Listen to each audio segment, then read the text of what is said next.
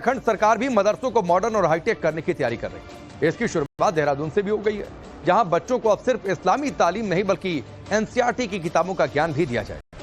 मदरसों को लेकर उत्तराखंड सरकार की पहल है। उत्तराखंड में पहले आधुनिक मदरसों का निर्माण होगा। मदरसों में एनसीईआरटी का सिलेबस शामिल किया जाएगा। एपीजे अब्दुल कलाम के नाम पर मदरसे होंगे। आपको बता दें कि उत्तराखंड वक्फ बोर्ड का टारगेट है कि प्रदेश में कम लेकिन आधुनिक मदरसे जरूर हो।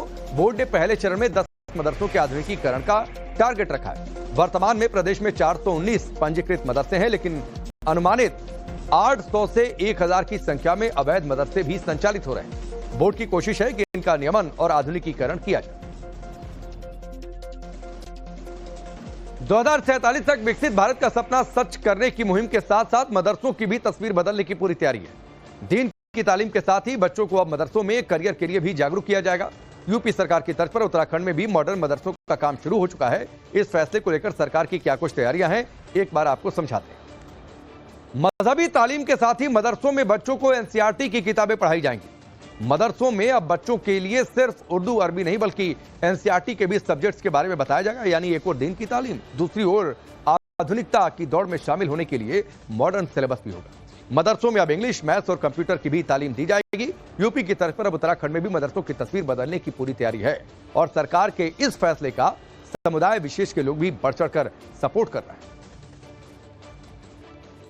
देखिए, यहाँ हम इस क्लासरूम में पहुंचे हैं और पहले मदरसों के क्या हालात थे और आज क्या हालात हैं। ये एक मॉडर्न मदरसा है। मैडम से बात करेंगे। मैडम, सबसे पहले आप ये बताइए, पहले और आज में क्या अंतर देख पा रही हैं? एडवांस मदरसा और पहले का मदरसा। पहले जो मदरसे होते थे वहाँ पर टाट पट्टी वगैरह होती थी और यहाँ पर हमारे पास डेस्क्स है बच्चों के लिए, और इसके अलावा हमारे पास इंटरेक्टिव पैनल्स है। वहाँ पर इंटरेक्टिव पैनल्स या बोर्ड जैसी कोई सुविधा नहीं होती है। इसके अलावा वहाँ की कोई पर्टिकुलर ड्रेस नहीं होती है। यहाँ की अभी मतलब एग्जैक्ट तय नहीं हो पाई है। इस यहाँ पर एक ड्रेस कोड भी है हमारा, जैसे स्कूल्स में होता है। अच्छा, एनसीईआरटी की बुक्स की बात आ रही थी कि मदरसों से अब एनसीईआरटी बुक्स पढ़ाई जाएगी, संस्कृत भी पढ़ाई जाएगी, लैंग्वेज कोर्सेज भी पढ़ाए जाएंगे। उसे कैसे देखते हैं? बच्चों का क्या कहना है इसमें? बच्चों का मतलब ये कहना है कि अच्छा है कि मतलब उनको अलग अलग लैंग्वेज सीखने के लिए मिल रही है, क्योंकि सारी लैंग्वेज हमें आनी चाहिए और हम हिंदुस्तान में रहते हैं, ठीक है। तो सबसे पहले हमारी जो मातृभाषा हिंदी, वो भी हमें यहाँ पे अच्छे से पढ़ने के लिए मिल रही है और एनसीईआरटी का कोर्स उनको मिल रहा है। उससे उनको उनकी साइंस जो है, टेक्नोलॉजी की तरफ, स्टेम की तरफ उनकी जो रुझान है वो बढ़ जाएगा। कैसे देखती हैं? किसी पेरेंट्स का अभी तक कोई ऑब्जेक्शन आया कि भाई एनसीईआरटी नहीं, दीनी तालीम ही पढ़ाई जाए बस? नहीं, मतलब सभी पेरेंट्स बहुत सपोर्ट कर रहे हैं, क्योंकि उनका भी ये कहना है, क्योंकि बच्चे क्या करते हैं, सिर्फ मदरसे में जाते थे और ये स्कूल की पढ़ाई नहीं पढ़ पाते थे। मतलब एक तरफ जाके दूसरी तरफ उनका छूट जाता था। तो यहाँ पर आके बच्चों का टाइम बच रहा है। वो स्कूल में यहाँ पर एनसीईआरटी का सिलेबस भी पढ़ रहे हैं और उर्दू भी पढ़ रहे हैं।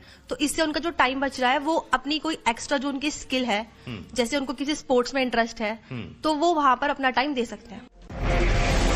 तो आपने देखा एक तस्वीर मॉडर्न मदरसों की उत्तराखंड में, लेकिन एक और सरकार मदरसों को मॉडर्न बनाने